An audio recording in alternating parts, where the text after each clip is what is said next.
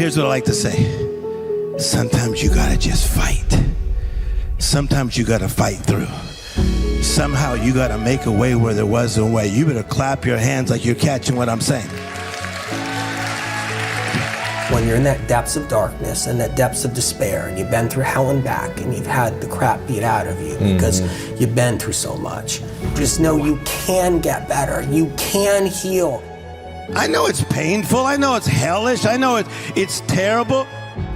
It's in those moments you must retrain your mind to think differently in hell. I know it hurts. But just because it's hell don't mean I gotta treat it like it's hell. That's life. It's gonna hurt. It's gonna hurt like hell. You're gonna wanna pass out during the squats. The waves will come. The adversity will come. You got the sight of a great life, but sometimes you gotta fight. Most people don't want to go to that extra mile. Most people don't want to find that extra because it sucks. It's miserable. It's lonely. You have to ask yourself, so why? When you want to succeed as bad as you want to breathe, then you'll be successful. It hurts. It's painful. I'm suffering, but after I've suffered, there is a reward. You can only gain that from being in hell and back. You've been through hell. You've been through pain, but that's all behind you. I know you've been brought to tears, all the blood, all the sweat, all of the suffering. You gotta believe in yourself. Look at everything you've been through. You never gave up. My God, you came from this hell and you're here. Just keep working. I've been through this, I've been through that. And then remind yourself, I'm a bad motherfucker. Do you just want to win? Or are you absolutely committed? Because when you are committed, when you have made the decision that I am going to win, it's no longer a want, it is a must. And when something becomes a must, when you become obsessed with what you've been called to do, you will sacrifice. People that are committed are willing to make the sacrifices. And so ask yourself the question, have you sacrificed everything? Are you paying the price? You gotta pay the price for what you want. Everything in your future comes at a cost. I am acquainted with loss, pain, lack, and famine. I want to win now because winning has everything to do with your mentality. It has everything to do with how you talk, how you walk, how you think, how you overcome. Winning is not just a crown or a trophy. It is the process. It is who I am becoming. And that is how we win.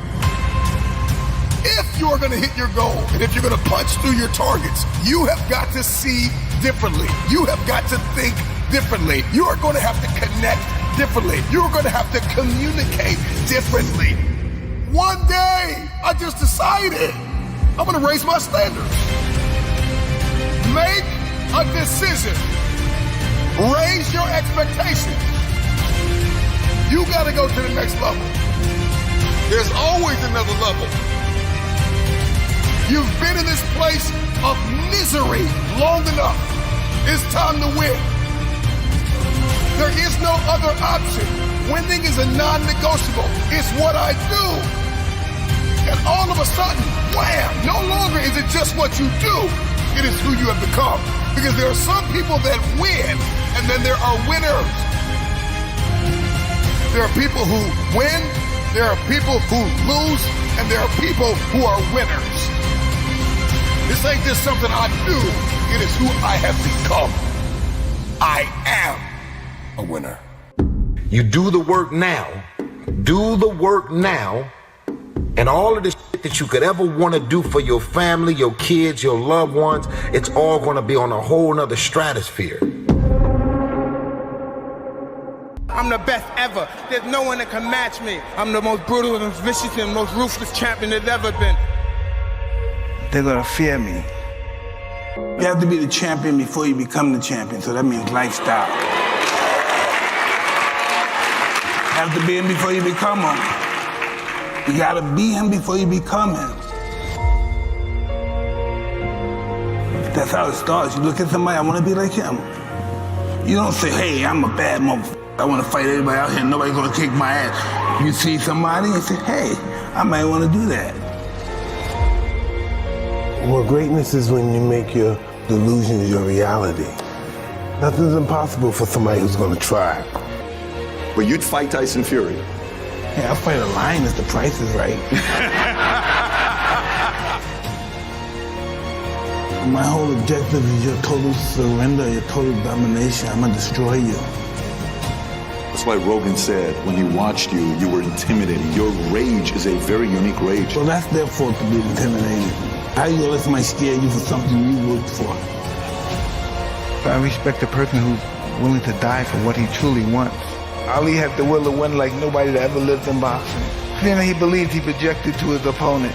Really look at how does Ali beat George Foreman? How does Ali beat Sonny Liston? How do you beat these guys? How did he even beat Joe Frazier? Fighting the way he fights. He beat them because he refused to lose.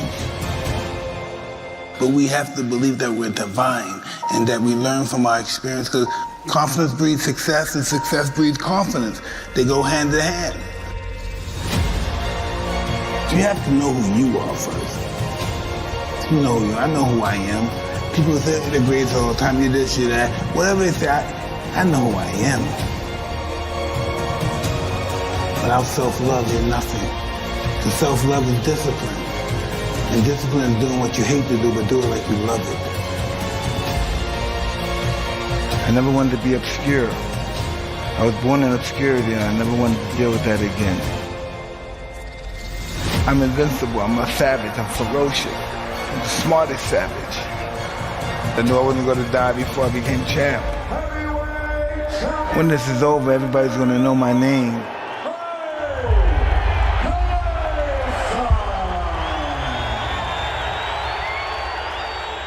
Did you ever fight somebody that you were like, that they got you? Was there ever a kid that got you or no? Absolutely. In order to be good, you have to lose it and understand loss. Because loss is life.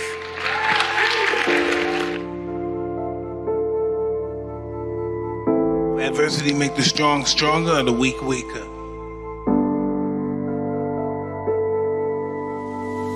11, 12, 13, what happens next? So Get arrested, and I see Muhammad Ali come and visit the institution that I'm in. You said you're in jail and Ali shows up? I'm 12 years old and Ali comes in, so this is 77. And after the movie's over, the lights come up and Ali comes in. And I see him, I said, wow, I want to be just like him. I don't know how it happened, the spirit hit me, boom, I want to be like him. And then I get transferred to this other facility, for real bad kids. I met a gentleman there that was a boxer and he used to teach me how to box. So he took me to a great trainer named Customato, and that's why I'm here. I respected Ali and I worshiped Ali. Yeah, this is the moment I knew I wanted to be a fighter. Unfreaking believable story. So your inspiration happened at 12 years old. Yeah. Then you meet Cus. Yes. How was Cus treating you? What was his way of leading you? It's a degree of just peeling all that dirt and stuff, that insecurity, and developing into character. And that's why I had a wonderful time with him, because everything about his life was about me. And this world is one big school, and we're the students of this world. The mind is always hungry. And the mind wants to do good, but we get so many negative thoughts in our mind, it's almost overwhelming to be positive. Listen, I've been down and up, broken up, and why am I still here?